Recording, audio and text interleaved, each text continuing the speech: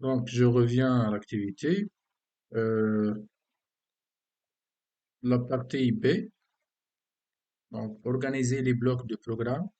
Voici ci-dessous en désordre les blocs de la suite du script pour suivre la suite du script. Donc, j'ai une structure conditionnelle C, j'ai une boucle répétée une fois, une instruction ajouter 1 à P et une autre instruction mettre A à nombre aléatoire entre 1 et 2.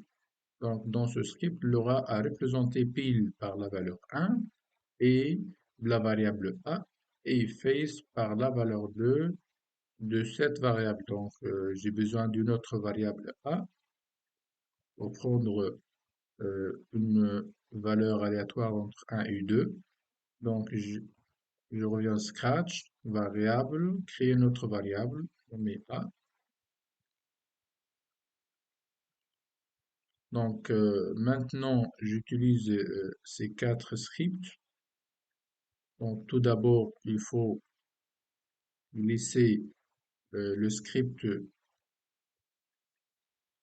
bien l'instruction de contrôle, donc le bloc de contrôle, puis on va laisser l'instruction une boucle, répéter combien de fois. Maintenant, on va répéter une fois, c'est pas euh, 10 fois, on va répéter une fois. Donc, je demande de l'utilisateur de donner l'ordre de lancer. Puis, on va mettre la réponse de l'utilisateur à n.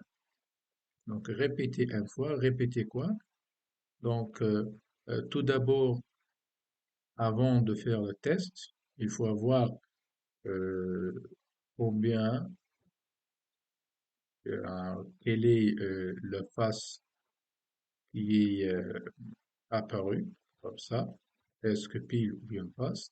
Face. Donc, il faut utiliser donc cette instruction. Cette instruction, c'est mettre, donc dans le variable mettre, mais on utilise une autre instruction, montre aléatoire entre 1 et 2. Montre aléatoire, c'est-à-dire dans le bloc des opérateurs, on cherche cette instruction montre aléatoire, bien un nombre aléatoire entre 1 et 2. 1 pour dire pile et 2 pour dire face. Donc, je prends un nombre aléatoire entre 1 et 2 et je mets dans le variable A. Maintenant, je fais le test. Maintenant, donc test, c'est-à-dire structure de contrôle. Je cherche dans le bloc de contrôle la structure si. Si quoi? Si A, si cet nombre, on met dans A est égal à 1. Moi, je compte le nombre de piles. Donc, c'est un test d'égalité des opérations.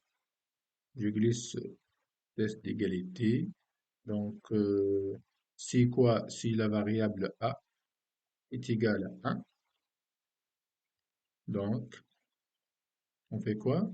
Ajouter un à P, c'est-à-dire, faut compter. Donc, ajouter un à P. On ajoute un à P. Euh, la variable P initialisée à 0. Lorsque je trouve, lorsque je trouve 1, j'ajoute un à P pour compter le nombre de piles. Donc, ajouter un à P. Ça, c'est le script pour compter le n fois le nombre, bien à n lancer le nombre de P.